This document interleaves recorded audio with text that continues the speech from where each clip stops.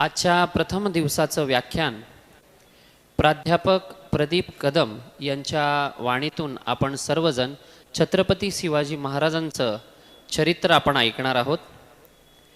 व्याख्यानाला सुरुवात करण्याआधी सरांचा परिचय देणं हे माझं कर्तव्य मी समजतो। सरांचं शिक्षण हे MA, MEd, MPhil व MBA असं उच्च शिक्षित व्यक्तिमत्व आपल्यासमोर आपण आज व्याख्यानासाठी आपल्याला लाभलेलं आहे। सर महाराष्ट्रातील एक सुप्रसिद्ध वक्ते आहेत आणि त्यांचे अनेक विषयांवर महाराष्ट्रात व महाराष्ट्राच्या बाहेर 2500हून जास्त व्याख्यान झालेली आहेत। त्यामुळे व्याख्यानाची एक उंच शिखर गाठलेलं व्यक्तिमत्व आपल्यासमोर आज उपस्थित आहेत।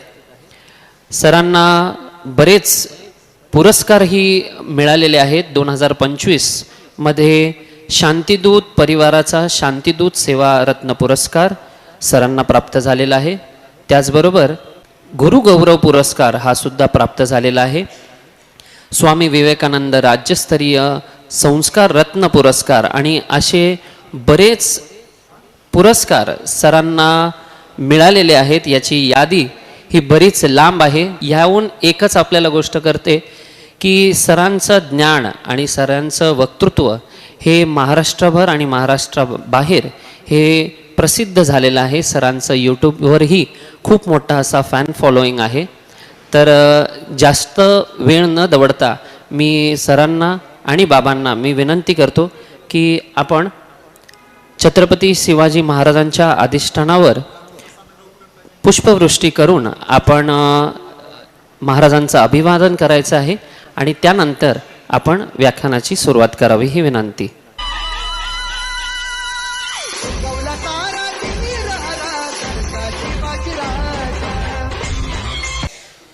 कैवल्याचे पुतळे चैतन्याचे जिव्हाळे भक्तिप्रेमाचे उमाळे सारस्वताचे सोहळे श्री संत ज्ञानोबराय विचारांची कळ चालण्याचं बळ अक्षरांचं रान शब्दाचं इमान जगण्याचा पाया श्री तुकोबराय। काळ कुणासाठी थांबत नाही पण याच काळाच्या छातीवर कठोरपणे पाय देऊन ताठमानेने जगावं कसं हे फक्त महाराष्ट्रालाच नव्हे तर अवघ्या विश्वाला दाखवणाऱ्या राष्ट्रमाता राजमाता जिजाऊ। हे हिंदू शक्ती संभूत दीप्ततम तेजा हे हिंदू तपस्या पूत ईश्वरी ओझा हे हिंदू श्री सौभाग्यभूतीच्या साजा हे हिंदू नरसिंहा प्रभो शिवाजी राजा हे हिंदू नरसिंहा प्रभो शिवाजी राजा। आकाशापेक्षा विशाल सागरापेक्षा खोल चंदनापेक्षा शीतल गुलाबापेक्षा कोमल मंदिरा इतकंच पवित्र असं एकमेव चरित्र छत्रपती शिवाजी महाराज। हाथी घोड़े तोफ तलवारें फौज तो तेरी सारी है पर जंजीर में जकड़ा राजा मेरा अब भी सब पे भारी है अब भी सब पे भारी है। छत्रपती शिवरायांच्या विचारांचा बुरुज जीवनाच्या अखेरच्या श्वासापर्यंत आणि रक्ताच्या शेवटच्या थेंबापर्यंत ढासळू द्यायचा नाही यासाठी भीमा भामा आणि इंद्रायणीच्या तीरावर मृत्यूला निधड्या छातीनं सामोरं जाणारे स्वातंत्र्यवीर धर्मवीर हुतात्मा स्वराज्य रक्षक स्वराज्य विस्तारक छत्रपती शंभूराजे ज्यांच्या विचारानं हे स्वस्वरूप शोधक साधक संस्था सुरू आहे ज्यांच्या मार्गदर्शनाने ही सुरू झाली ते सद्गुरू खाडेबाबा त्यांचेही गुरु सद्गुरू साधूबाबा आणि त्यांच्याही कृपाशीर्वादाने त्यांची ही संस्था सुरू होते ते ब्रह्म स्वरूप संस्थेचे रामानंद महाराज। या तमाम साधूंना आपल्यासाठी प्रेरक असणाऱ्या महात्म्यांना अभिवादन करून आज या वर्षी शेगावीचा राणा गजानन महाराज खरं तर नमस्कार चमत्काराला होतोय आपल्या सगळ्यांना माहिती आहे पण चमत्कारही उगीच होत नाहीत ही तितकीच महत्त्वाची गोष्ट आहे। त्या प्रकट दिनाच्या निमित्तानं आणि सर्वात महत्त्वाचं या मंदिराचे मार्गदर्शक आपल्या सर्वांचे मार्गदर्शक आणि ज्यांना सद्गुरू खाडे महाराजांचा आशीर्वाद आणि सहवास लाभला ते आदरणीय हरिभक्तपरायण राघव चैतन्य महाराजांच्या या वाढदिवसाचंही औचित्य आहे अशा या दुग्ध शर्करा योग असणाऱ्या कार्यक्रमात याच वर्षी व्याख्यान आयोजित केलेलं आहे. ही सर्वात महत्त्वाची गोष्ट आहे. आता आयोजकांनी सांगितलं, आदरणीय प्रवीणजी वाघमारे सर मला नेहमी फोन करत होते, त्याचबरोबर आमच्या समवेत आलेले हरिभक्त परम प्रशांत महाराज मोरे आणि आपण सर्व वयानं त्याचबरोबर ज्ञानानं अनुभवानं ज्येष्ठ श्रेष्ठ असणारे आपण सर्व, खरं तर महाराजांचा वाढदिवस आहे ही महत्त्वाची गोष्ट आहे माझ्या दृष्टीने. कारण त्यांचं वय 65 आहे. उगाचच माणूस 65ला पोचत नाही आणि माणसं 65ला पोचतात, पण प्रत्येकाचाच वाढदिवस साजरा होतो असं नाही. अनेकांचे वाढदिवस साजरे होतात पण वेगळ्या गोष्टीने साजरे होतात, हे महत्त्वाचं आहे. कारण जो 1 वर्षाचा विचार करतो तो धान्य पेरतो, जो 10 वर्षाचा विचार करतो तो झाड लावतो, जो 100 वर्षाचा विचार करतो तो माणसं जोडतो, आणि जो 1000 वर्षाचा विचार करतो तो विचार पेरतो. म्हणून विचारांची मालिका ही महत्त्वाची गोष्ट आहे. बाबांचा वाढदिवस हा माझ्या दृष्टीने महत्त्वाचा आहे. त्यांचं नाव राघव चैतन्य आहे. बघा, मी महाविद्यालयात शिकवतो, पण महाविद्यालयातल्या 20-25च्या चेहऱ्यावर मला आता चैतन्य दिसत नाही. याचा अर्थ चैतन्य वयावर अवलंबून असतं की नाही याचा विचार आपण करू. दुसरी गोष्ट, बाबांचं वय 65 आहे, चेहऱ्यावर चैतन्य आहे. दुसरी महत्त्वाची गोष्ट आहे की काही माणसांची नावं सुंदर असतात पण चेहऱ्यावर सौंदर्य असेलच हे सांगता येत नाही. मग एखाद्या मुलीला मी महाविद्यालयातला विचारतो तुझं नाव काय, ती सांगते संस्कृती, आणि तिच्याकडं पाहिलं की लक्षात येतं संस्कृतीचे 3, 13, 12 वाजवलेले आहे. याचा अर्थ नाव सुंदर असेल तर काम सुंदर असेल असं नाही, किंवा चेहरा सुंदर असेल असंही नाही. एखाद्या मुलाला मी नाव विचारतो, तो सांगतो माझं नाव आनंद आहे, पण त्याच्या चेहऱ्याकडे बघून आनंद निर्माण होईलच हेही सांगता येत नाही. याचा अर्थ नाव सुंदर आहे म्हणून चेहरा सुंदर असेल असं नाही. तिसरी गोष्ट, काही माणसांना उगाचच वाटत असतं माझा रंग गोरा आहे, माझं नाक सरळ आहे, माझे डोळे पाणीदार आहे, पण अनेक गोऱ्या माणसांनी जर काळी कामं केली असतील तर त्यांच्या चेहऱ्यावर सौंदर्य बहरत नाही. मग माझा प्रश्न असा आहे की चेहरा सुंदर कोणाचा दिसतो, त्याचं उत्तर बघा. बाबांच्या 65 वर्षाच्या या वाढदिवसाच्या अभिष्टचिंतनाच्या निमित्तानं याचं उत्तर आपल्या सगळ्यांना कळणं मला महत्त्वाचं वाटतं. ते उत्तर असं आहे, ज्याच्या हातातलं काम सुंदर तो माणूस कायम सुंदर, तो माणूस कायम सुंदर. ही सुंदरतेची पहिली व्याख्या आहे. सुंदरतेची दुसरी व्याख्या आहे, ज्याची दृष्टी साफ आहे आणि ज्याचं मन निर्मळ आहे तोच माणूस सुंदर दिसतो. ही सुंदरतेची दुसरी व्याख्या आहे. आणि सुंदरतेची सर्वात महत्त्वाची व्याख्या जी शिवचरित्रातून दिसते, महापुरुषांच्या चरित्रातून दिसते, महामानवांच्या सगळ्या चरित्रांचा अभ्यास केला की मग ती लक्षात येते. आणि ती व्याख्या अशी आहे, जो माणूस भावाला, जो माणूस गावाला आणि जो माणूस देवाला फसवत नाही तो माणूस कायम सुंदर असतो, तो माणूस कायम सुंदर असतो. अशा सुंदर व्यक्तिमत्व असणाऱ्या अभ्यासू, चिंतनशील, विवेकशील, संयमी व्यक्तिमत्व म्हणजे हरिभक्त परायण राघव चैतन्य बाबा आहेत. आणि त्यांच्या वाढदिवसाच्या शुभेच्छा देताना तुकोबराय असं म्हणतात, आशीर्वाद तया जाती आवडी चित्ती देवाची, कल्याण ती असोक्षेम वाढव प्रेम आगळे. याचा अर्थ महापुरुषांचा, देवदेवतांचा आशीर्वाद पाठीशी असावा, पण मला असं वाटतं आपल्यासारख्यांचा आशीर्वाद आमच्या पाठीशी असावा, ही महत्त्वाची गोष्ट आहे. आणि म्हणून हा सगळा अट्टाहास, ज्याची खरी सेवा त्याच्या भय काय जीवा, आपलं वय 65 आहे पण आमच्या सगळ्यांना पुरून उरावं असं चैतन्य आपल्याकडं आहे. या चैतन्याचा आमच्याही आयुष्यामध्ये खरं तर उपयोग व्हावा आणि आपला सहवास आम्हाला लाभावा, आपल्याला उत्तम आरोग्य, उदंड आयुष्य लाभावं, आपण शतकोत्तर आयुर्मान आपल्याला लाभावं, हीच आमच्या सर्वांच्या वतीनं आपल्याला वाढदिवसाची शुभेच्छा देतो. आणि सगळ्यात महत्त्वाचं आहे, आपल्या आयुष्यात येणारा प्रत्येक दिवस समतेची पहाट, ममतेची दुपार, आपुलकीची संध्याकाळ आणि समाधानाची रात्र घेऊन बहरत राहो, याच शुभेच्छा व्यक्त करतो. कारण वाढदिवस हा 365 दिवसातला असा एक दिवस आहे जो पुढच्या 364 दिवसांना प्रेरणा देत असतो. आणि आनंदाचे डोही, आनंद तरंग, आनंदाचे अंग, आनंदाचे, या उक्तीप्रमाणे आपल्या चेहऱ्यावरचं चैतन्य असंच राहावं, आपल्या चेहऱ्यावर आनंद विलसत राहावा, आपलं आयुर्मान हे दीर्घायुषी व्हावं आणि हीच मला वाटतं आपल्या प्रत्येकाची इच्छा आहे. आणि म्हणून आपल्या वाढदिवसाच्या निमित्तानं हा पहिलाच प्रयोग म्हणजे अर्थात व्याख्यानाचा आपण करतात. आपण मंदिरात बसलो आहोत. आपल्या प्रत्येकाच्या घरी देवारा आहे, देवाऱ्यातही पावित्र्य आहे. मग मंदिरात का यायचं हा प्रश्न आपल्याला सहज पडला पाहिजे. आणि तो मला पडतो म्हणून तो विचार आपल्या डोक्यात गेला पाहिजे. असं जेव्हा जेव्हा मला वाटतं तेव्हा मी आवर्जून सांगतो, जर घरातल्या देवाऱ्यातही पावित्र्य आहे तर माणसं मंदिरात का येतात? छत्रपती शिवाजी महाराज जगातले असे एक राजा आहे ज्यांच्यामुळं 33 कोटी देवात शाबूत आहे हे मला वाटतं. आणि अशा शिवाजी महाराजांनी मंदिरं का जपली, आपण मंदिरात का आलं पाहिजे, आपल्याला मंदिर का महत्वाचं वाटलं पाहिजे, याचं उत्तर शोधताना देवाऱ्यातलं पावित्र्य हे व्यवहारात यावं म्हणून मंदिर आहे आणि म्हणून मंदिरं असली पाहिजे. आणि तो विचार छत्रपती शिवाजी महाराजांनी केला आहे. शिवरायांचा 8वा प्रताप, याचा अर्थ काय की शिवाजी महाराजांना आपण आठवलं पाहिजे, ते आपल्या कायम स्मरणात राहिले पाहिजे. त्यांचे चालणे बोलणे सलगी देणे कैसे असे हा विचार आमच्या डोक्यात का येत नाही, हा मला पडलेला प्रश्न आहे. आणि म्हणून इथं सगळ्या माता भगिनी बसलेल्या आहेत. महाराष्ट्रभर आणि महाराष्ट्राच्या बाहेर व्याख्यानाच्या मी निमित्तानं जातो आहे. का शिवाजी महाराजांची गरज आहे?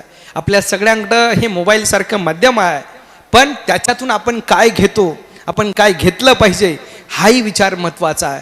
म्हणजे इतिहास सांगत असताना इतिहासाची आधुनिक काळाशी जोड कशी देता येईल, की आम्हाला शिवचरित्रातून नेमकं काय शिकलं पाहिजे हा विचार जेव्हा जेव्हा डोक्यात येतो तेव्हा ही गोष्ट कायम लक्षात ठेवा. या माध्यमावर मी कविता वाचली. ती कविता मला महत्वाची का वाटते, कारण ती कालचा इतिहास सांगते, आजचा वर्तमान सांगते आणि येणाऱ्या भविष्यकाळातला धोकाही ती सांगते. म्हणून त्या कवितेच्या 4 ओळी, पूर्वी बरंच बरं असायचं, सारं खरं खरंच असायचं. पूर्वी घराला ओसरी असायची, जात्यावर आजी बसायची, तिच्या तोंडामध्ये ओवी आणि ओठाखाली मिसरी सुद्धा असायची. बाबांनी सद्गुरूंचं चरित्र लिहिलेलं आहे, साधू महाराजांचं. ते मी वाचत होतो. अर्थात ते एवढ्या कमी वेळेत वाचणं शक्य नाही, पण ओव्यांचा प्रपंच पाहिला की लक्षात येतं ही प्रतिभा असते. उगाच आपल्याला लिहिलेली ओवी वाचता येत नाही, पाठ करायची गोष्ट दूर आहे. आणि म्हणून पूर्वी आजी म्हणजे ओसरीवर बसायची, तिच्या तोंडीत ओवी असायची. आता घराघरात ओवी नाही, शिवी येते आणि सहज येते. म्हणून ही कविता मला महत्वाची का वाटते. पूर्वी बरंच बरं असायचं, सारं खरं खरंच असायचं. घराला ओसरी असायची, जात्यावर आजी बसायची, तिच्या तोंडामध्ये ओवी असायची. पूर्वी घराला उजळवणारा एक दिवा असायचा. बालगोपाळांचा मेळा त्याच्या भोवती जमायचा. गोष्टी ऐकता ऐकता मांडीवर डोळे लागायचे आणि पुस्तकांपेक्षाही आजीबाबा महत्वाचे वाटायचे. पूर्वी घराघरात पहाट व्हायची, प्रत्येकाच्या उराउरात ज्ञानेश्वरी फुलायची, तुकोबांच्या अभंगाने सूर्य उजळून निघायचा आणि गावही त्यावेळी पंढरपूर पडायचा. हे पूर्वीचं झालं. आताचं हल्ली घराघरात लाईट असते, रिमोटवरून प्रत्येकात जोरदार फाईट असते, मम्मी सुद्धा आजीवरती थोडी थोडी टाईट असते. घराची परिस्थिती फार फार वाईट असते. कधी नेटवर कधी चाटवर रात्र सारी जागी असते. कधी नेटवर कधी चाटवर रात्र सारी जागी असते. सकाळी उठल्यावर बेटी, नाश्त्याला मॅगी असते.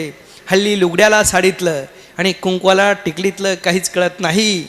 हल्ली लुगड्याला साडीतलं आणि कुंकवाला टिकलीतलं काहीच कळत नाही. रोज रोज पार्लरमध्ये जाऊन सुद्धा मम्मी आतून उजळत नाही, मम्मी आतून उजळत नाही.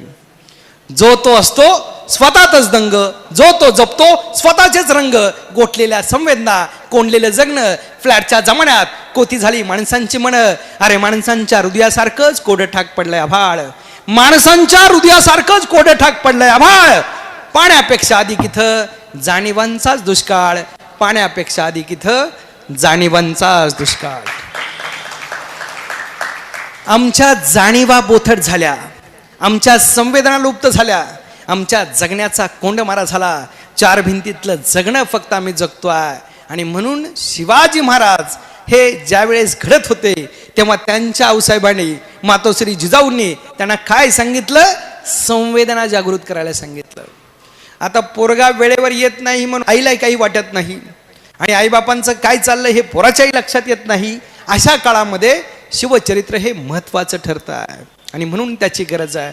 मग हा महाराष्ट्र, ज्या महाराष्ट्रात देवगिरी होती, ज्या महाराष्ट्रामध्ये तर सगळं काही होतं. वयाच्या 16व्या वर्षी ज्ञानदेवांनी ज्ञानेश्वरी लिहिली आम्हाला माहिती आहे, ज्यामध्ये कर्माची महती, भक्तीचं महात्म ज्ञानाची थोरवी सांगितली. ज्ञानदेव समाधीच्या विवरात ध्यानस्थ बसले. त्यांच्या समाधीवर चिळा चढली आणि महाराष्ट्रात अंधार झाला. 350 वर्ष अभिमानानं तळहातावर घ्यावा आणि जगाला दाखवावा असा एकही क्षण या मातीत जन्माला आला नाही. अशा काळामध्ये त्याच समाधीवर संत एकनाथांनी दिवा लावला आणि प्रकाश पसरला. महाराष्ट्रामध्ये ज्ञानदेवांच्या ज्ञानेश्वरीतले अध्याय पुन्हा जन्माला आले. याचा अर्थ महत्वाचा असा आहे की जसे म्हटलं जातं एकतरी होवी अनुभवावी ज्ञानेशाची, पण या महाराष्ट्रानं अवघी ज्ञानेश्वरीच अनुभवली. म्हणूनच या ज्ञानेश्वरीतला पहिला अध्याय राष्ट्रमाता राजमाता जिजाऊ साहेब जन्माला आल्या आणि दुसरा अध्याय देहूचे संत तुकाराम महाराज जन्माला आले. असे अध्याय जन्माला येत राहिले आणि अध्याय जन्माला आल्यानंतर त्याच जिजाऊंच्या पोटी शिवबा जन्माला आले. याचा अर्थ असा की कुणीतरी याचा विचार करावा लागतो आणि त्याची जाणीव पोरांना करू द्यावी लागते. जिजाऊंचं लग्न झालं ना त्यावेळेस जिजाऊंनाही प्रश्न पडलाच होता की पतीबरोबर फिरायला जायचं आहे, पण जिजाऊंना डोहाळे लागत असताना त्यांना डोहाळे लागले. रस्त्यावर गालीचे अंतरायचे, मंदिरांवरचे भगवे फडकले पाहिजे, मंदिरांवर कळत चढले पाहिजे. एवढंच नाही तर हत्तीच्या अंबारीतून फिरावं, घोड्यावर झेप घ्यावी, हातात तलवार घ्यावी आणि दौडत सुटावं शत्रूचा वेध घेत. हे डोहाळे त्यांना लागले होते आणि म्हणून छत्रपती शिवाजी महाराजांचा जन्म झालेला आहे. आताचे डोहाळे खाण्याचे, पिण्याचे, लोण्याचे, गाणे ऐकण्याचे आणि झालं तर नाचण्याचेही.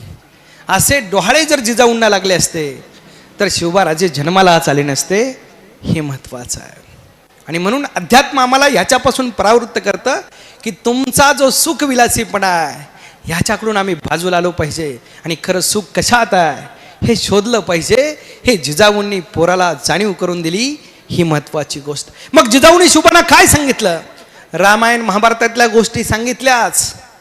आता आम्ही पोरांना गोष्टी सांगतो पोराला झोप येण्यासाठी. जिजाऊंनी गोष्टी सांगितल्या पोराची झोप उडण्यासाठी. हा सगळ्यात मोठा फरक आहे. आता पोरग त्रास देत आहे म्हणून त्याला कशात तरी अडकून टाकायचं आणि आपल्याला त्रास नको म्हणून त्याला कुठंतरी गुंतून ठेवायचं, हा विचार करणारे पालक आहे. छत्रपती शिवाजी महाराज अशा पालकांच्या पोटी कधीच जन्माला येत नाहीत. शिवाजी महाराजांना जिजाऊ साहेबांनी मंत्र दिला. सगळ्यात पहिली गोष्ट सांगितली शिवबाराजांना. ज्या दिवशी शिवाजी महाराजांना कळायला लागलं तेव्हा त्यांनी दिलेला मंत्र आहे, शिवबाराजे जन्माला आलात ना तेव्हा दुधाचा पहिला घोट घेण्यासाठी तुम्ही धडपड केली होती. धडपड ही माणसाच्या जन्मासोबत येते, हे कायम लक्षात ठेवा. आपल्याला धडपडीचा अर्थ अजून कळलेला नाही. आपल्याला धडपड म्हणजे उड्या मारणं एवढंच माहिती आहे. धडपड म्हणजे कष्ट करणे, धडपड म्हणजे मेहनत करणे, धडपड म्हणजे चिंतन करणे, धडपड म्हणजे अभ्यास करणे आणि धडपड म्हणजे समाजाच्या उत्थानासाठी, समाजाच्या प्रगतीसाठी, समाजाच्या आवश्यकतेसाठी योगदान देण्यासाठी जे जे करावं लागतं ती धडपड आहे. याची जाणीव जिजाऊंनी शिवबाराजांना करून दिली. एवढ्यावर जिजाऊ थांबल्या नाही. जिजाऊंनी पुढचा मंत्र दिलेला आहे. या मावळात येत असताना लहानपणीच्या त्या शिवबांना हाताशी धरायचं. मावळात यायच्या. मावळातल्या अनेक गावांमध्ये जिजाऊंनी सभा घेतलेल्या आहे आणि सभा का घेतल्या? इथल्या महिलांना सुरक्षितता मिळाली पाहिजे म्हणून घेतल्या. आता लाडकी बहीण योजना आणता येते पण त्याही पेक्षा महत्वाचं माझी सुरक्षित बहीण अशी योजना का कुणी आणत नाही हा मोठा प्रश्न आहे. आणि म्हणून शिवचरित्राची गरज आहे. जिजाऊंनी दिलेला दुसरा मंत्र असा, शिवबाराजे रामायण वाचता येईल, शिवबाराजे महाभारत पाठ करता येईल, शिवबाराजे वेदही मुखोद्गत करता येतील, पण नुसते वेद वाचून राजा होता येत नाही. रयतेच्या वेदना जो जाणतो तो खरा राजा असतो. हे कायम लक्षात ठेवा. आम्हाला आमच्या आईवडिलांच्या वेदना कळत नाही, समाजाच्या वेदना कधी कळणार हा महत्वाचा भाग आहे. आणि म्हणून शिवचरित्र हे कालही महत्वाचं, आजही महत्वाचं, उद्याही महत्वाचं आहे. आपलं 9व्या वर्षाचं पोरग सोडा, 9वीचं मुलगा काय करतं याच्यावर आपण चिंतन केलं पाहिजे. असं जेव्हा जेव्हा वाटतं तेव्हा हा राजा किती महत्वाचा आहे. नावात ताकद आहे. शिवाज. शी म्हणजे शिर, वा म्हणजे वादळ, जी म्हणजे जीवन. जीवनभर शिरावर वादळ घेऊन जगले त्यांचं नाव शिवाजी. शी म्हणजे शिस्त, वा म्हणजे वाणी, जी म्हणजे जिवंतपणा. आयुष्यभर शिलाला महत्व देणारे, आयुष्यभर शिस्तीला जपणारे, आपली वाणी पवित्र ठेवणारे आणि प्रत्येक कृतीत जिवंतपणा असणारे जगातले एकमेव राजे छत्रपती शिवाजी महाराज. शक्ती, भक्ती, युक्ती यांचा संगम म्हणजे राजे शिवाजी. जिद्द महत्वाकांक्षा यांचा उगम म्हणजे राजे शिवाजी, महाराष्ट्राचा अभिमान आणि सह्याद्रीचा स्वाभिमान म्हणजे राजे शिवाजी. व्यक्ती विकासाचं तंत्र, समाज उद्धाराचा मंत्र, राष्ट्र उद्धाराचं यंत्र म्हणजे राजे शिवाजी. एवढंच नाही तर शहाजीराजे भोसले आणि जिजाऊसाहेब भोसले यांनी महाराष्ट्राला दिलेली सर्वात मोठी देणगी म्हणजे राजे शिवाजी. आमच्या अस्तित्वाचा, आमच्या श्रद्धेचा, आमच्या निष्ठेचा आणि आमच्या भक्तीचा विषय म्हणजे राजे शिवाजी. काय नावात ताकद आहे. जर नावात एवढी ताकद असेल तर त्यांच्या कार्यात काय असेल, हा साधा सरळ विषय आहे. आणि म्हणून शिवचरित्र हे महत्वाचं आहे. ते आपल्याला समजलं पाहिजे. राजांचं तुम्ही फोटो बघा, काही बघा, चेहऱ्यावर चैतन्य दिसतंय, सौंदर्य दिसतंय. त्यांची शरीर रचना पाहिली की सुदृढपणा दिसतो आहे. हे आमच्या पोरांना पहिले हे कळलं पाहिजे. चेहऱ्यावरचं चैतन्य सौंदर्य टिकवलं पाहिजे आणि अंगामध्ये बळ येण्यासाठी कायम आरोग्य व्यवस्थित राहिलं पाहिजे. कोरोनापासून प्रत्येक माणूस म्हणतोय लस चुकीची होती का काहीतरी गडबड झाली म्हणून जरा हातपाय दुखत आहेत. ज्याचं शरीर सुदृढ त्याचे विचार सुदृढ असतात. कारण आपल्याच पिंपरी चिंचवडमधली घटना आहे. एकदा मी पुण्यात व्याख्यानाला होतो बालगंधर्वला, तिथून बाहेर पडत होतो आणि तेवढ्यात मला एक फोन आला. फोन असा आला, एक 9वीचा मुलगा मला फोन करत होता, सर यूट्यूबवर तुमचं मी व्याख्यान ऐकलंय, मला फार आवडलंय. मी म्हटलं अरे तुझं काम बोल बाबा. तो म्हटला सर आपण कुठे राहता. मी म्हटलं तू कुठे राहतो. तो म्हटला मी निगडीत राहतो. मी त्याला एकच म्हटलो मी 1.25 तासामध्ये साधारण भक्तिशक्तीला पोचून देहूला जाणार आहे. तू मला भक्तिशक्तीच्या पुलाखाली भेटू शकतो जर निगडीत राहणार असेल. तो म्हटला सर मला तुम्हाला भेटायचंच आहे.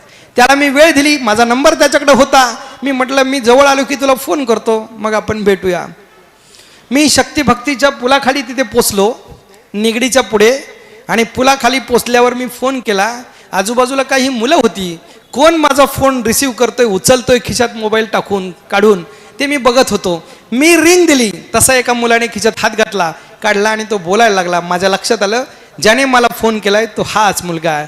पण मला प्रश्न पडला, जो मुलगा मला फोन करत होता तो असा नसावा. असा नसावा म्हणजे नेमकं काय. तर जो मुलगा माझ्याशी फोनवर बोलत होता तो मुलगा दिसायला एकदम अशक्त, हडकुळा. तो माझ्या जवळ आला. मी त्याला म्हटलं सगळे प्रश्न बाजूला ठेव, पहिला स्वतःच्या शरीराचा विचार कर आणि मग पुढच्या वर्षी मला येऊन भेट. तो मला म्हणतो सर तुम्ही मला व्याख्यान देणार आहात का. म्हटलं व्याख्यान वगैरे काही देणार नाही आणि चालू रस्त्यात तर शक्यच नाही. एक काम कर, तू फक्त व्यायाम करत जा, पुढच्या वर्षी आपण बोलू. तो म्हटला सर मी व्यायाम करतोय. मी त्याला जाता जाता सहज म्हटलं काय व्यायाम करतो तू. तो म्हटला मी कबड्डी खेळतो, क्रिकेट खेळतो, रनिंग करतो. मी म्हटलं किती वेळ खेळतो. तो म्हटला मोबाईलची बॅटरी संपेपर्यंत खेळतो. याचा अर्थ मैदानावरचे खेळ जर आम्ही माध्यमावर खेळायला लागलो तर आमच्या पोरांच्या आयुष्याला आरोग्य कधीच लाभणार नाही. हे आपण पालक म्हणून मुलांना जाणीव करून दिली पाहिजे आणि मुलांनी सुद्धा ही गोष्ट लक्षात घेतली पाहिजे. हेच महत्त्वाचं आहे. आणि म्हणून शिवचरित्र फक्त शौर्याच्या कथा सांगून उपयोग नाही. नैतिकतेच्या बाबतीत, भौतिकतेच्या बाबतीत आम्ही कुठं आहोत याची जाणीव सुद्धा करून दिली पाहिजे. त्यासाठी शिवचरित्र ही महत्त्वाची बाब आहे. शिवाजी महाराज तंजावरमधून, बंगळूरमधून पुण्यात येत होते तेव्हा पुण्यात येताना आईबाप म्हणून पोराला काय द्यायचं हा प्रश्न सगळ्यात महत्त्वाचा आहे. आपला मुलगा जेव्हा एखाद्या डिग्री घेण्यासाठी, शिक्षण घेण्यासाठी किंवा कोर्स करण्यासाठी आपण बाहेर पाठवतो तेव्हा त्याला काय देतो. शिवाजी महाराजांना बापाने आणि आईने काय दिलं 12व्या वर्षी हा महत्त्वाचा भाग आहे. 12व्या वर्षी शिवाजी महाराजांना त्यांच्या वडिलांनी राजमुद्रा दिली. का दिली. कारण चंद्राच्या कलेप्रमाणे हा माझा मुलगा भविष्यामध्ये यशस्वी झाला पाहिजे याची जाणीव करून देणारी राजमुद्रा. प्रतीप चंद्र लेखेव वर्धिष्णू विश्ववंदिता शाह सुनो शिवसैस्या मुद्रा भद्राय राजिते ही राजमुद्रा दिली. आणि त्या पोराला स्वतःचा एक भगवा झेंडा दिला. हा झेंडा हा महाराष्ट्राचं प्रतीक आहे, हा भागवत धर्माचं प्रतीक आहे. आणि हा झेंडा कायम फडकत राहावा एवढं काम तुझ्या हातून व्हावं आणि हे सुद्धा तुझ्या स्वराज्याचं प्रतीक ठरावं. तो भगवा झेंडा दिला आणि सोबत काही माणसं दिली. आणि हे सगळा लवाजमा घेऊन शिवाजी महाराज पुण्यात आलेले आहे. वर्ष 12 पुण्यात फिरत होते आणि फिरता फिरता एक दिवस घोड्यावर बसून दुपारची वेळ आहे लोहगावला गेले. लोगावला जिथं आज विमानतळ आहे तिथे जंगलं होती, झाडं होती, वन होती, रानं होती, यापेक्षा वेगळं काही नव्हतं. आणि त्या रानात शिवाजी महाराजांचा घोडा फिरत होता जंगलामध्ये. माणसं चुकून सुद्धा दिसत नव्हते. आणि अचानक शिवाजी महाराजांना एक माणसांची गोलाकार अशी गर्दी दिसली. राजे घोड्यावरून खाली उतरतात आणि गर्दीच्या माघारी जाऊन बसतात. मध्यभागी उभा असणारा एक माणूस काहीतरी लोकांना सांगत होता आणि लोक कानात जीव आणून ऐकत होते. तो माणूस काय सांगत होता? तो माणूस सांगत होता की आयुष्य हे ईश्वरानं दिलेली देणगी आहे, ते ईश्वर चिंतनात घालवलं पाहिजे. राजाने ते ऐकलं. वय वर्ष 12, राजे माघारी आले, घोड्यावर झेप घेतली, टाच मारली, लालमाल घातला, आऊसाहेबांच्या पुढ्यात उभे राहिले आणि म्हणाले, आऊसाहेब उद्यापासून एखाद्या मंदिरात जाऊन मी ईश्वर चिंतन करणार आहे. कारण आज दुपारी मी एका साधूचं ऐकून आलोय. जिजाऊ साहेब सांगत होत्या ते फक्त साधू नव्हते, ते देहूचे संत तुकाराम महाराज सांगत होते. तुम्ही व्यवस्थित ऐकलं नाही म्हणून जिजाऊंनी शिवराजांना घेतलं, देहूला आल्या आणि तुकोबरायांच्या चरणावर शिवाजी महाराजांनी मस्तक ठेवलं आणि तुकोबराय सांगत राहिले, परश्री माते समान रात्रंदिनामा युद्धाचा प्रसंग. एवढ्यावर तुकाराम महाराज थांबले नाही. तुकाराम महाराजांनी सांगितलं, भक्ती मार्गावर चालणारी आमच्यासारखी काही माणसं आहे, शक्ती मार्गावर चालणारी युवकांची फौज उभी करायची आहे. तुकोबरायांची भक्ती आणि शिवरायांची शक्ती, तुकोबरायांचं शस्त्र आणि शिवरायांचं शास्त्र आणि शस्त्र यांची युती झाली आणि भक्ती शक्तीचा महाराष्ट्र उभा राहिला. म्हणून आज महाराष्ट्र अग्रेसर आहे.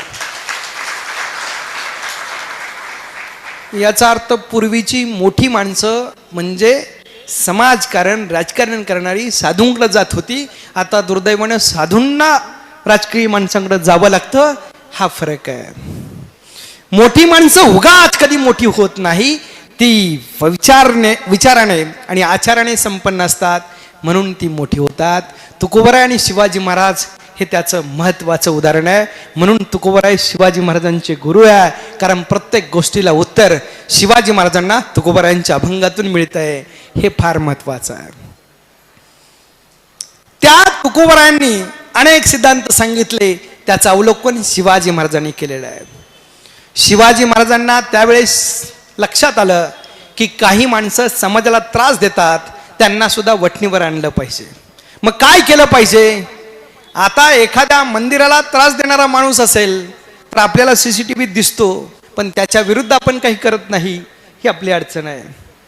शिवाजी महाराजांना तुकोबरायांनी मार्गदर्शन केलं, जिजाऊंनी मार्गदर्शन केलं. शिवाजी महाराज त्याप्रमाणे चालत राहिले आणि शिवाजी महाराजांच्या लक्षात आलं, गुणवंतांना आसन दिलं पाहिजे आणि दुष्टांना शासन केलं पाहिजे. समर्थ रामदासांनी सुद्धा शिवाजी महाराजांना हाच संदेश दिलेला आहे. पण गुणवंतांना आसन देणं म्हणजे नेमकं काय? त्याचं उदाहरण शिवचरित्रात सापडतं. पुरंदरवर बाजी आहे आणि त्यावेळेस पुरंदरावर दिलेर खान चालून येतो. त्यावेळेस दिलेर खानाचं आणि बाजीचं युद्ध होतं. शिवाजी महाराजांनी बाजीला सांगितलं होतं, वेळ आली तर माघार घेतली तरी चालेल, पण बाजी माघार घेत नाही. बाजीला दिलेर खान संदेश पाठवतो, खलिता पाठवतो, आमच्या बाजूने ये, आमच्या पक्षात लढ. पण शिवाजी महाराजांचा मावळा पक्ष बदलणारा नव्हता. हे फार महत्वाचं असतं. शिवाजी महाराजांचा मावळा कधीच फुटलेला नाही, तोच खरा मावळा आहे. कारण मावळा कुणाला म्हणावं? ज्याचा पराक्रम कधीच मावळत नाही, त्याचं नाव मावळा. आणि आम्ही काय करतो? ज्याने कधी पराक्रम केलाही नाही आणि करू शकत नाही अशाला मावळा म्हणतो. आम्हाला भान राहिलं पाहिजे की आम्ही कुणाला पद देतोय, कुणाला उपाधी देतोय, कुणाला मोठेपणा देतोय. म्हणून महापुरुषांची चरित्र समजून घ्यायची आहे. बाजी माघार घेत नाही. बाजी सांगतो दिलेर खानाला, आमचे राजे आम्हाला कौतुकाची थाप पाठीशी देतात ना, तेच आमचं बक्षीस आहे, तोच आमचा सन्मान आहे. बाजी बघता बघता दिलेर खानाची फौज पुढे येते. पुरंदरावरचा भगवा निसटतो आणि लक्षात येतं पुरंदर गेला, पण प्राणाची पराकाष्ठा करतो बाजी आणि पुन्हा एकदा भगवा आकाशात झेपावतो. गेलेला पुरंदर बाजी पुन्हा स्वराज्यात दाखल करतो. शिवाजी महाराज काही दिवसांनी बाजीला भेटायला येतात. त्याच्या पाठीवर कौतुकाची थाप टाकतात आणि सांगतात, बाजी स्वराज्य एकट्याचं काम नाही, स्वराज्य दुकट्याचं दोघांचं काम नाही. अखंड मावळा जिथं उभा राहतो ना, तिथं स्वराज्य उभं राहतं. त्या बाजीला शिवाजी महाराज पुरस्कार देतात. त्या पुरस्काराचं नाव आहे सर्जा. काही दिवसापूर्वी सर्जा चित्रपटात आला होता, पण आम्हाला त्याच्यात शिवाजी महाराजांची भूमिका काय आहे हेच कधी कळालं नाही. आम्हाला चित्रपट सुद्धा योग्य पद्धतीने जर दाखवले नाही किंवा समजले नाही तर त्या चित्रपटांचाही उपयोग इतिहासाला प्रेरणा देण्यासाठी होत नाही असंही आहे. त्या बाजीला पुरस्कार दिला. गुणवंतांना आसन म्हणजे गुणवंतांना खुर्च्या द्यायच्या, पण दुष्टांना शिक्षा सुद्धा करायच्या. चंद्रराव मोरे जवळीचे ऐकत नव्हते. राजांना जिजाऊ सांगायच्या मराठी माणसानं आपसापसात लढता कामा नये, स्वराज्य उभं राहिलं पाहिजे, स्वराज्य पुढे गेलं पाहिजे, स्वराज्य अवघ्या हिंदुस्थानात फैलावलं पाहिजे. पण चंद्रराव सारखी माणसं जेव्हा ऐकत नाही तेव्हा शिवाजी महाराज पवित्रा घेतात. मावळातले जेदे, बांदलकर, शिळीमकर अशी सगळी मंडळी एकत्र करतात आणि जावडीवर चालून जातात. 14 दिवस घनघोर युद्ध. तेव्हा चंद्ररावाला मुसक्या वळून स्वराज्यात कैद करून आणलं जातं. याचा अर्थ दुष्टांना शासन केलंच पाहिजे हे शिवचरित्र आम्हाला शिकवतं. आम्ही धार्मिक गोष्टी करतो, पण धार्मिक गोष्टी करताना जर आम्हाला त्रास माणसं देत असतील तर त्याच्यावर उपाय आपण शोधला पाहिजे. म्हणजे नाठाळाचे माता हाणू काठी हा तुकोबारायांचा संदेश या ठिकाणी लागू पडतो आणि शिवाजी महाराजांनी ते काम केलंय. रयतेला त्रास देणारा कोणताही माणूस असेल तर त्याला शिक्षा दिलीच पाहिजे. पहिल्यांदा सौम्य भाषेत सांगून पाहिलं पाहिजे. तो जर ऐकत नसेल, त्याची गुरमी वाढत असेल तर त्याला शिक्षा सोडून पर्याय नाही. हे शिवचरित्र आहे. आमच्याकडे उलट आहे, जो त्रास देतो त्याला आम्ही मोठं करतो. शिवाजी महाराजांनी आम्हाला हे शिकवलंय. आज म्हणजे परवा माघ वद्य नवमी होती, अर्थात तारखेप्रमाणे 4 फेब्रुवारी होती. सप्तमी परवा आहे, नवमी मला वाटतं मंगळवारी असेल. माघ वद्य नवमीचा दिवस आहे आणि शिवाजी महाराजांना लग्नाचं आमंत्रण द्यायला तानाजी मालुसरे पोचतात. तानाजी मालुसरे सांगतायत, राज महाराज माझ्या रायबाचं लग्न आहे. शिवबाराजे म्हणतात रायबाचं लग्न उरकून घे ताना. ताना ऐकत नव्हता. आता आपलं असं आहे, जोपर्यंत आपल्या वरच्या मंत्र्याची तारीख मिळत नाही तोपर्यंत लग्नाची तारीख ठरवली जात नाही. बरं, मंत्री येत नाही म्हणून लग्न लावलं जात नाही. 6 वाजता आलेले माणसं 9 वाजता लग्न लावताना आपण बघतो. आता शिवचरित्रातून आम्ही काय शिकलं पाहिजे हे महत्वाचं आहे. तानाजीला शिवराजे म्हणतात ताना पोराचं लग्न उरकून घे. ताना ऐकत नाही. ताना म्हणतो राज तुम्ही कोणत्या तरी धांदलीत दिसताय, गडबडीत दिसताय, कुठल्या तरी मोहिमेवर तयारी करतायत. शिवबाराजे तानाला सांगत नाही. ताना जिजाऊंकडे जातोय. जिजाऊंचं वय 4 फेब्रुवारी 1670 ला 72 वर्षाचं आहे आणि 72 वर्षाच्या जिजाऊ शिवबाराजांच्या मातोश्री तानाला समजावतायत रायबाचं लग्न उरकून घे. राजे लग्नाला येणार नाहीत, ते मोहिमेवर चाललेले आहेत कोंढाण्याच्या. ताना ऐकत नाही. आऊसाहेब हा ताना असताना राजे मोहिमेवर जातील कसे? पोराचं लग्न बाजूला. आताचा ताना जे असता तर म्हणला असता दुसरं लग्न मला करायचं आहे. बरं, दुसऱ्या लग्नावर थांबला नसता, तिसऱ्या लग्नाची तयारी करतायत बरेच. म्हणजे शिवाजी महाराजांचे मावळे हे कोणत्या ध्यासानं झपाटले होते हे या ठिकाणी महत्वाचं आहे.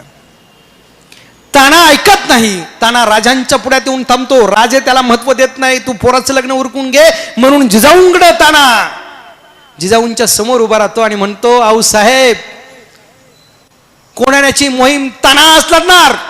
आऊसाहेब समजावून सांगतायत ताना पोराचं लग्न उरकून घे. आणि मग तानाने शपथ घातली, आऊसाहेब आधी लगीन कोणाण्याचं मग रायबाचं. मग जिजाऊ साहेब शिवाजी राजांना सांगतात तानाचं म्हणणं ऐकावं लागेल. आणि ताना जाताना आऊसाहेबांना म्हणतोय आऊसाहेब शेवटचा घास तुमच्या हातचा घालून जाईन, पंक्तीला वाढा तुम्ही. आणि जिजाऊ साहेब 72 वर्षाच्या तानाच्या पंक्तीला वाढतात. आता घरातलं पोरगं तांब्या भरून देत नाही. जिजाऊ 72 वर्षाच्या तानाच्या पंक्तीला वाढतात. एकच कारण, प्रेरणा घ्यायची आहे, स्फूर्ती घ्यायची आहे, जिजाऊंचा आशीर्वाद घ्यायचा आहे आणि मग मोहिमेवर निघायचं आहे. आणि एक घास घेतला तानानं आणि ताना निघतोय. आणि निघताना आऊसाहेब म्हणतायत अरे ताना लेखा कोणाला सर झालाय आम्हाला रे कसं कळल. त्यावेळेस ताना सांगतोय आऊसाहेब रात्रीच्या किर्र काळोखामध्ये त्या कोणावरच्या गवताच्या गंजी पेटल्या की समजून जावं तानाने कोणाला सर केलाय. आणि ताना निघतो. पुढचा इतिहास आपल्याला माहिती आहे. सूर्याजी 200 मावळे सगळं सगळं माहिती आहे. पुढं उदयभान बरोबर तानांचं युद्ध होत आहे. आऊसाहेब डोळ्यात तेल घालून राजगडावरून कोणाकडे बघतायत. राजगड ते कोणाला 9 मैलाचं अंतर आहे. आजही तेवढंच आहे. त्या राजगडावरून भोवतालचे 11 किल्ले दिसतात. राजगडाच्या एका बाजूला तुकोबांची गाथा जन्म घेत होती, तो कोंढाणा, आणि त्या कोंढाण्यावरचा तो हिरवं निशाण जाऊन तिथं भगवं यावं हे जिजाऊंना वाटत होतं. जिजाऊंच्या डोळ्यात तो हिरवा झेंडा निशाण खुपत होतं. त्यासाठी सगळा अट्टहास होता. आणि मग इथलं स्वराज्य वाढलं पाहिजे, या स्वराज्यासोबत रयतेला सुख देणारा स्वराज्याचा भगवा फडकत राहिला पाहिजे. प्रत्येक किल्ल्यावर हा डौलानं फडकत राहावा असं प्रत्येकाला वाटायचं. जिजाऊंनी तर स्वप्न पाहिलं होतं, ते स्वप्न सत्यात उतरवण्यासाठी जीवाचं रान करणारे आऊसाहेब, आणि त्या आऊसाहेब जाताना सांगून गेल्या, गवताच्या गंजी जोपर्यंत पेटत नाही तोपर्यंत जिजाऊ डोळ्याला डोळा लागू देत नाही. जिजाऊ झोपल्या नाही, रात्रभर जाग्या राहिल्या, राजगडावरून बघत राहिल्या. तानाजी पराक्रमाचं दुसरं नाव, तानाजी शौर्याचं दुसरं नाव, मावळा कसा असावा याचं सगळ्यात महत्वाचं उदाहरण तानाजी. तानाजीनं फौज घेतली, तानाजी कोणाण्यावर उदयमानाशी युद्ध झालं आणि सगळ्या गोष्टी झाल्या.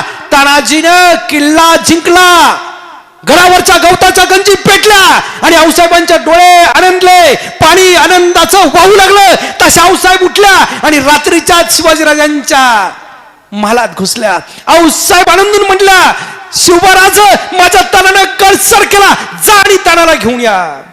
सकाळी राजे उठतात आणि कोंढाण्यावर जातात. मावळ्यांचे चेहरे पडलेले पाहिले. शिवाजीराजांच्या लक्षात आलं, ताना गेलाय, धरातीर्थी पडलाय, आऊसाहेबांना हे दुःख सहन होणार नाही. आऊसाहेबांना काय सांगायचं, पण मावळ्यांना शिवराजांनी सांगितलं, तानाचं शव पालखीत घाला आणि पालखी पहिली राजगडाच्या चौकात जाऊ द्या. मग म्हटला, तानाजी मालुसरे यांच्या गावी उमरठ्याला जाऊ द्या.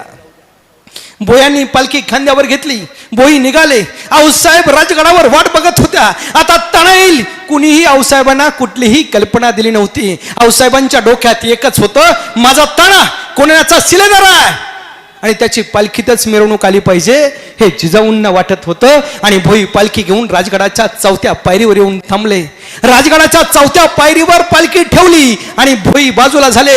भोईंच्या डोक्यावर मुंडाचं नव्हतं, पण आऊसाहेबांचे डोळे थकले होते, वय झालं होतं, अनन्या होत्या. त्या मुंडासाकडे त्यांनी पाहिलं नाही. पण जसे भोई बाजूला झाले तसे आऊसाहेब 4थ्या पायरीवर उठल्या आणि मनात वाटलं, तानाचा स्वभाव गंमत करण्याचा आहे, ताना उठेल, कडारेल. आऊसाहेब तुमच्या दर्शनाला आलोय. अरे पण ताना का उठत नाही? आऊसाहेबांनी 4थी पायरी सोडली, 3ऱ्या पायरीवर आल्या. 3ऱ्या पायरीवर वाटलं ताना उठेल, कडारेल. आऊसाहेब कोणाला सर केलाय, तुमचा आशीर्वाद हवाय, तरी ताना उठत नाही. 3री पायरी सोडली, आऊसाहेब 2ऱ्या पायरीवर आल्या आणि मनात शंकेची पाल चुकचुकली, ताना उठत नाही. काही अघटित घडलंय का? 2री पायरी सोडली, पहिल्या पायरीवर पुन्हा एकदा शेवटचं वाटलं, ताना उठेल, कडारेल. आऊसाहेब तुमच्या दर्शनाला आलोय, कोणाला सर केलाय. अरे पण ताना का उठत नाही? पहिली पायरी सोडली आणि पालखीच्या समोर येऊन उभ्या राहिला. तानाचं शव पाहिलं, एखादी मुळं तुटलेली वेळ कोसळावी तशा आऊसाहेब कोसळल्या, पालखीवर ढासळल्या, दाई मोकळून रडत राहिल्या आणि रडता रडता म्हणत राहिल्या, अरे ताना गड आलाय रे, पण तुझ्यासारखा सिंह मात्र गेलाय रे. शेतकऱ्याच्या पोरासाठी, या देशातली नव्हे, जगातली नव्हे, एकमेव राष्ट्रमाता राजमाता जिजाऊ साहेब भोसले शेतकऱ्याच्या पोरासाठी धाई मोकळून रडत होती.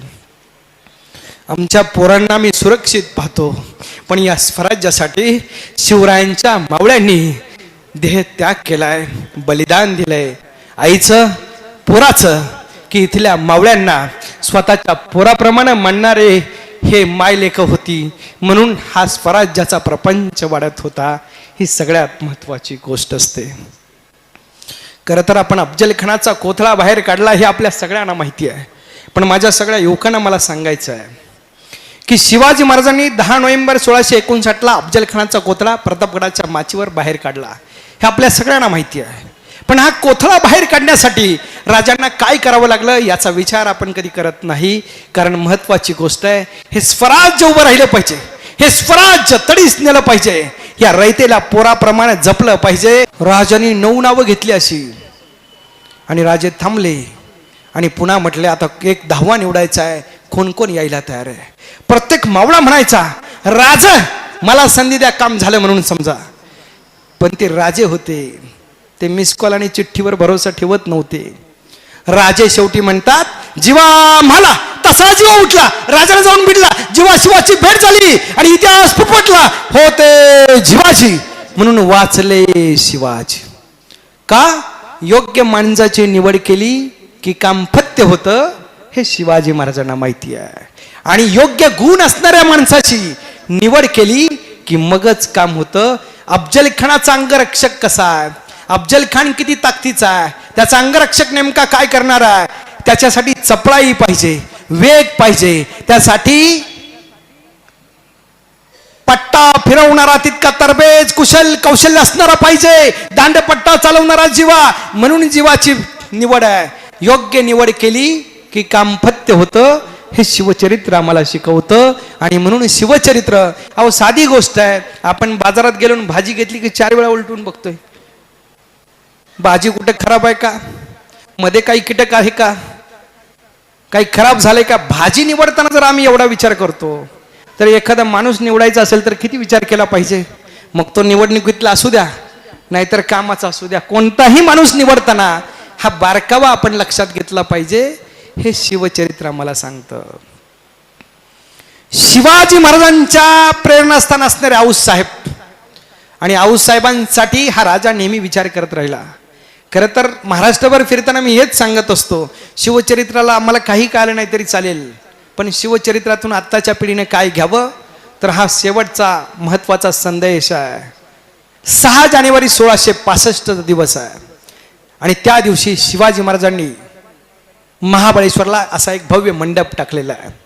त्याच्या आधी शिवाजी महाराज सगळा महाराष्ट्र धुंडाळून काढून आले होते आणि आपल्या आईची सुवर्ण तुला करायची आहे हा विचार राजा करत होता. आईची सुवर्ण तुला करायची म्हणजे नेमकं काय करायचं तर आपल्या आईला आनंद अभिमान वाटतोय, पुत्र म्हणून माझ्या पूर्ण स्वराज्य उभं केलंय.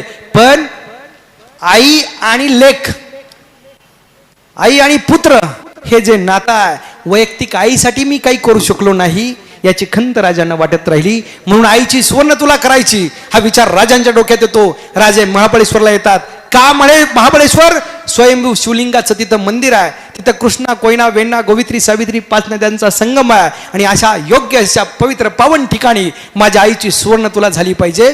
म्हणून त्या मंडपामध्ये तराजू लावलेला आहे. तराजूच्या एका पाड्यात आईला बसवलं आणि दुसऱ्या पाड्यात स्वतःच्या हातानं राजे मोहरा टाकत आहेत. तो मोहरा टाकताना हात जिजाऊंनी पाहिला आणि जिजाऊ मनाशी म्हणत राहिल्या, अरे कुंतीनं सुद्धा सुवर्ण तुला केली होती, पण कुंतीची सुवर्ण तुला 5 पांडवांनी केली होती. माझी सुवर्ण तुला माझा एकटा शिव करतोय, हे भाग्य फक्त माझ्या पदरात आहे. हा अभिमान जिजाऊंना वाटत होता. प्रत्येक आईला हा अभिमान असला पाहिजे की माझा पोरगा. पण शिवाजी महाराज हे किती वेगळे आहे. त्या आऊसाहेबांचं निधन झालं 17 जून 1674ला. त्याच्या आधी 6 जून 1674ला रायगडावर राजांचा राज्याभिषेक झाला. त्यानंतर 12व्या दिवशी आऊसाहेब गेल्या. आऊसाहेब ज्यावेळी गेल्या त्यावेळी आऊसाहेब रायगडाच्या पायथ्याला पाचाड नावाचं गाव आहे, त्या पाचाड नावाच्या गावात राजांनी राजवाडा बांधला. का? रायगडावरचा सोसाट्याचा वारा माझ्या आऊसाहेबांना सहन होणार नाही म्हणून खाली पाचाड नावात आईसाठी राजवाडा बांधणारा जगातला पहिला राजा छत्रपती शिवाजी महाराज. बायकोसाठी महाल, ताजमहाल बांधणारे अनेक जण तुम्ही पाहिले असतील, पण आईसाठी राजवाडा बांधणारा जगातला एकमेव राजा आपले छत्रपती शिवाजी महाराज आहे. शिवाजी महाराजांना बातमी हेर घेऊन रायगडावर पोचला आणि त्याने बातमी दिली, राज आऊसाहेब गेल्या. डोईवरचा आकाश फाटलं, पायाखालची धरणी दुबंगली. राजे अस्वस्थ झाले, डोळ्यातून महापूर दाटत राहिला. राजांचे ओठ थरथरत होते पण शब्द फुटत नव्हते. आसमानचा महापूर दाटत होता. राजांना नेण्यासाठी पालख्या होत्या.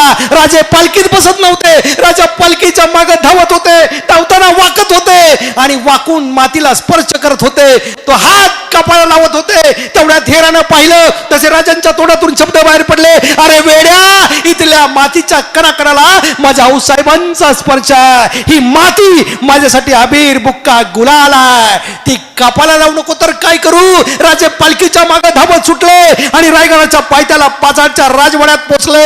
आऊसाहेबांचं शव पाहिलं, राजे कोलमडले. आऊसाहेबांचा पदर घेतला, त्यात डोकं खुपसलं आणि दाई मोकळून रडत राहिले. रडता रडता म्हणत राहिले, आऊसाहेब, ज्या ज्यावेळी या मातीत जन्माला याल आणि ज्या ज्यावेळी तुम्हाला पुत्र जन्माला घालायची संधी निर्माण होईल, त्या त्यावेळी माझ्यासारख्या शिवबालाच जन्माला घाला. एवढं दान माझ्या पदरात घाला. स्वर्गापेक्षा आई श्रेष्ठ असते असं सांगणारा आणि कृतीतून दाखवणारा जगातला पहिला राजा माझे छत्रपती शिवाजी महाराज. आणि म्हणून शिवाजी महाराज समजले पाहिजे. त्यासाठी शिवचरित्र आहे.